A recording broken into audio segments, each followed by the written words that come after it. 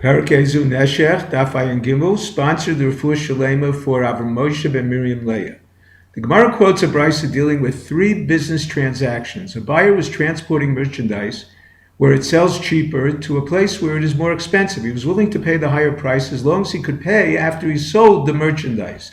As long as the seller assumes full responsibility until the merchandise is sold, the buyer is the seller's agent and only borrows the money after the sale, which is the amount he returns. Number 2, the next case is saw b'saw. The Chachamim prohibit paying one commodity for another. For fear the price would go up before repayment unless the buyer possesses produce even somewhere else. Since the buyer has produce in the place where the seller is going, it is as if he takes immediate possession of the produce. The price rise is the seller's. Number 3, donkey drivers sold their merchandise for cheaper prices to those with advanced orders. Even though they were responsible for the merchandise until delivery, their receiving a discounted price from the local price did not constitute RABBIS for advancing the money. They benefited either by being high-class merchants, that the wholesalers extended them credit, or the wholesalers lowered their prices so the donkey drivers could profit, selling at a discount.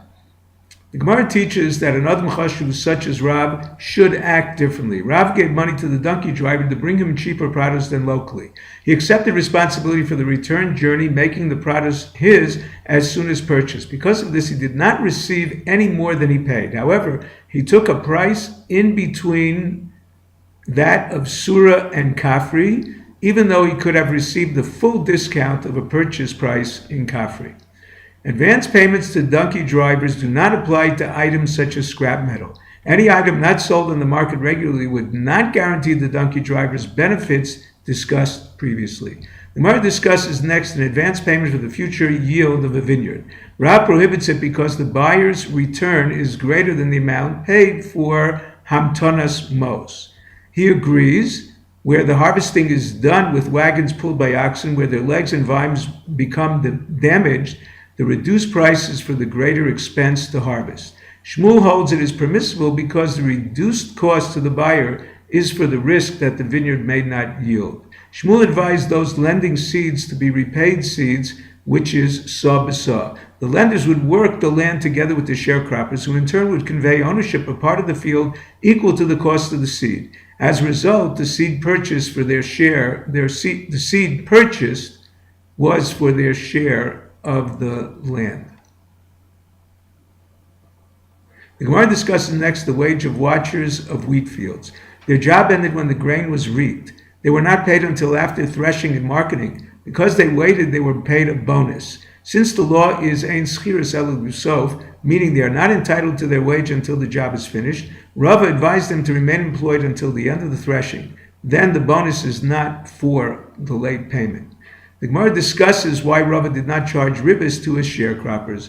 The Rabbanan dismissed their sharecroppers in Nisan. Rava dismissed them in Iyar. He charged them more rent for allowing them to remain the extra month. They assume he collected more because he waited for their payment an additional month. He claimed the additional money was for a longer lease to allow the grain to dry fully before cutting. The Gemara brings 5 more business transactions involving Chachamim. Number 1, Rav Meri lent money to a Gentile who pledged his house to the loan. He then sold it to Rava. Rav Meri was entitled to live there rent-free for a year. He only began paying rent to Rava after the year was over. Rava apologized to Rav Meri for purchasing the house, not realizing he had a vested interest. He did not collect the rent from him until the loan was repaid. Since the Gentile pledged it to Rav Meri by Gentile law, meaning it is sold for the duration of the loan, he bought only the right of possession after the loan was repaid. Number 2, the Chachamim purchased wine in Tishrei to be supplied in Teves. Although there was no shar in Tishrei, generally such a transaction is permitted b'yeshlo when the seller has the merchandise. Rav and Bibarnish held that because the risk of wine souring is high, we do not view this as yeshlo. Rav Ashi held that any wine that soured had already the bacteria at the time of sale. Therefore, those barrels were excluded from the purchase, similar to if a buyer received vinegar, he can return it to the seller. Number 3, Ravina purchased wine before the harvest of the grapes. The sellers would pour him an extra container. Rav Ashi held it did not constitute RABBIS for an advance payment because it was not agreed in advance or recognized as a bonus for waiting.